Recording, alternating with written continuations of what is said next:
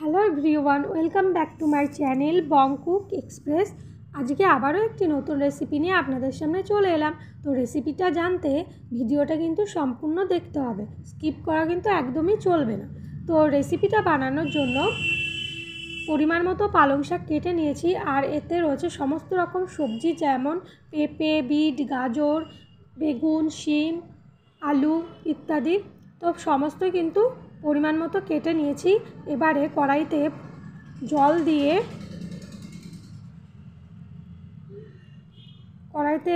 দিয়ে দিলাম।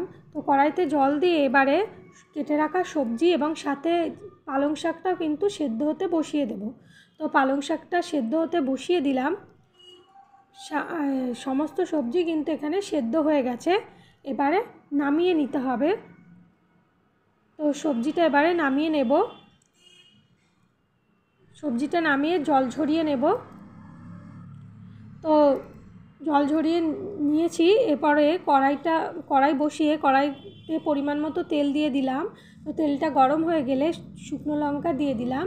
শুকনো লঙ্কা দিয়ে দেওয়ার পরে দিয়ে দিলাম 5 ফোড়ন। এবার ফোড়নটা খুব ভালো করে ভেজে নিচ্ছি। তো ফোড়ন থেকে একটা ভালো গন্ধ বেরোলেই দিয়ে দিতে হবে সেদ্ধ করে রাখা সবজিটা। এরপরে সবজিটা কিন্তু খুব ভালোভাবে ফোড়নের সাথে মিশিয়ে নিতে হবে, যাতে ফোড়নের গন্ধটা সবজির মধ্যে থেকেই যায়।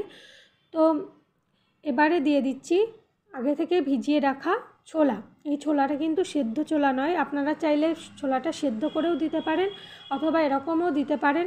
সবজির জলেই কিন্তু এই ছোলাটা কিন্তু সেদ্ধ হয়ে যাবে। তাই আগে থেকে চাইলে সেদ্ধও করতে পারেন, আবার না চাইলে নাও করতে পারেন, অসুবিধা কিছুই নেই, এখনই সেদ্ধ হয়ে যাবে। তো এরপরে দিয়ে দিলাম পরিমাণ মতো লবণ। তো লবণটা দিয়েও কিন্তু সবজির সাথে ভালো করে মিশিয়ে নিচ্ছি।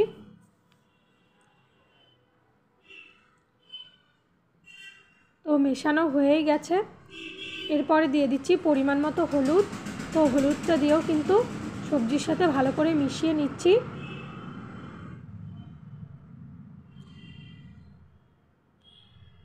ভালো করে মিশিয়ে নিচ্ছি, কারণ হলুদের গন্ধ থেকে যেতে পারে। এরপর আর কিছুই না, সবজিটা কিন্তু ঢাকনা দিয়ে কিছুক্ষণ সেদ্ধ হতে দেবো। এখানে আমার দেখানো হয়নি।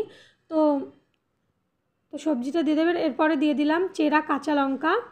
তো চেরা কাঁচা লঙ্কাটা দিয়ে খুব ভালো করে কিন্তু আবারও মিশিয়ে নিচ্ছি। অবশ্যই কিন্তু ঢাকনা দিয়ে লো ফ্লেমে কিছুক্ষণ সেদ্ধ করে নেবেন, মানে কিছুক্ষণ হতে দেবেন, তারপরে চেরা কাঁচা লঙ্কাটা দিয়ে দেবেন। এরপরে দিয়ে দিচ্ছি একটুখানি গরম মশলা। তো এটা শাহি গরম মশলা।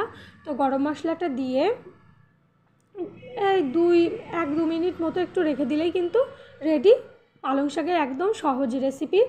এর মধ্যে আপনারা চাইলে একটু চিনিও দিতে পারেন, কিন্তু আমি দিইনি, তো চিনিটা বাদ দিয়েই করেছি। তো তৈরি হয়ে গেল পালং শাকের এই সহজ রেসিপি। অবশ্যই একদিন বাড়িতে বানিয়ে জানাবেন কেমন হয়েছে। তো আজকের রেসিপিটা যদি ভালো লাগে তবে লাইক, শেয়ার, কমেন্ট এবং চ্যানেলটি সাবস্ক্রাইব করে দেবেন। আর বং কুক এক্সপ্রেস ফেসবুকেও আছে, তো সেখানে গিয়েও চ্যানেলটি ফলো করতে পারেন। সকলে ভালো থাকবেন, সুস্থ থাকবেন আর পাশে থাকবেন।